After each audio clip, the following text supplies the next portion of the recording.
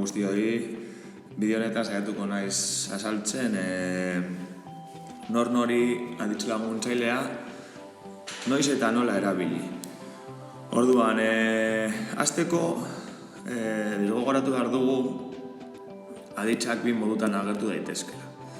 Alde batetik agertu daitekela trinko bezala, aditz trinkoak bezala, edo nor kasuan, hau da, bakarrik aditz bat agertzen zela, edo aditz perifrastiko bezala, bi hitz edo bi aditz agertzen direla. Hemen ikusi dezakegu ezberdintasuna. Ni ikastetxetik nator, bakarrik agertzen da hitz bat, ez da? Edo aditz bat. Eta ideia bikaina bururatu zait dauka. Aditza berez eta gero aditz laguntzailea. Ondo, aditz laguntzaile hori izan daiteke edo nor kasukoa, edo nork kasukoa. Nor nori, nor nork, edo nor nori nork. Gu, kasu honetan, ikasiko dugu nor nori, bideo honetan. Vale, ikusten badugu taula,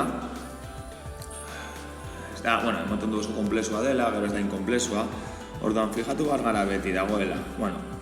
Adibidez, ariketa honetan edo hemen ikusi duguna. Ideia bikaina niri bururatu zait, ez da? Vale. Nor nori kasuetan beti dago nor edo zer bat eta nori, bai? Orduan jarraitu beharko nuke, edo fijatu beharko nintzen.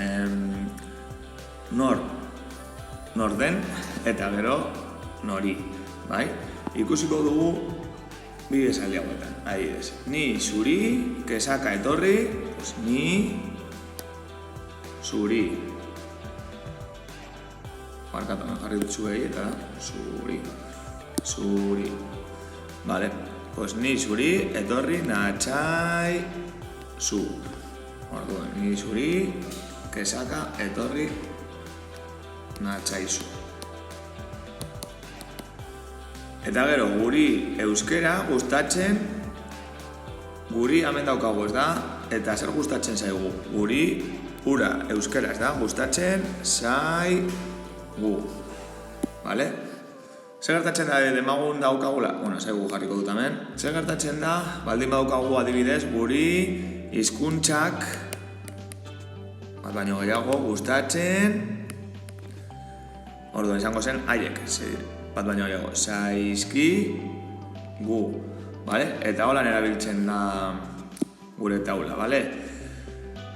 Baina gu, gai honetan, gai honetan eta gero ere eguneroko bizitzan gehien erabiliko ditugun nor nori aditz laguntzaileak, ura eta haiek kasukoak dira, bai? Hemen ikusten badugu taula, izango ziren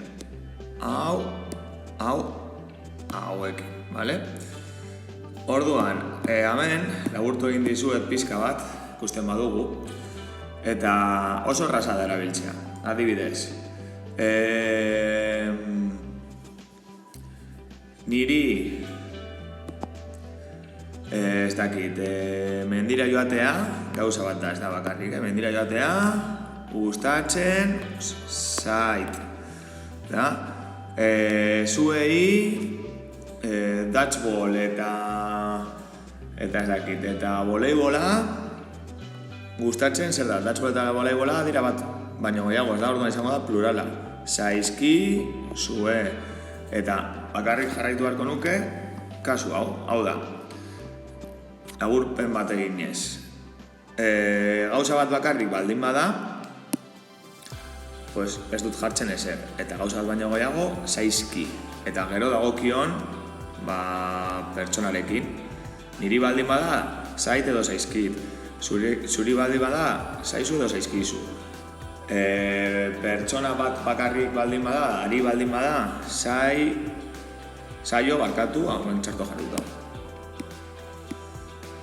Zaio edo zaizkio. Gero, guri baldin bada zaigu edo zaizkigu, zuei baldin bada zaizue edo zaizkizue, eta hiei baldin bada, gauza bat baldin bada zai eta gauza bat baino gehiago baldin badira zaizkio. Orduan, kasu horietan, adiz, jarriko dugu. guri euskera gauza bat bakarrik da, ezta? Gustatzen eta gauza bat denez, gustatzen zaigu. Vale. Baina adibidez, haiei etxerako lanak bat baino gehiago dira, ez da?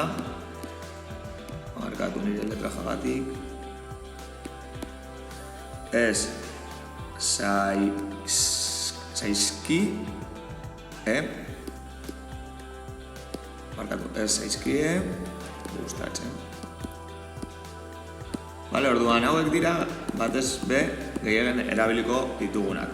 Eman aldirela nor kasuan ni, zu, ura, gu, zuek, bueno, ura eta haiek hemen lantzen ari gara, eta bai, eman aldira, baina gehiagen erabiliko ditugunak izango dira ura ez dakin hori edo haiek ez dakin hori, bale? Orduan taula hau jakitea ondo dago, baina, bueno, bai honetan gehien erabiliko duguna hau izango da, bale? Eskerrik asko.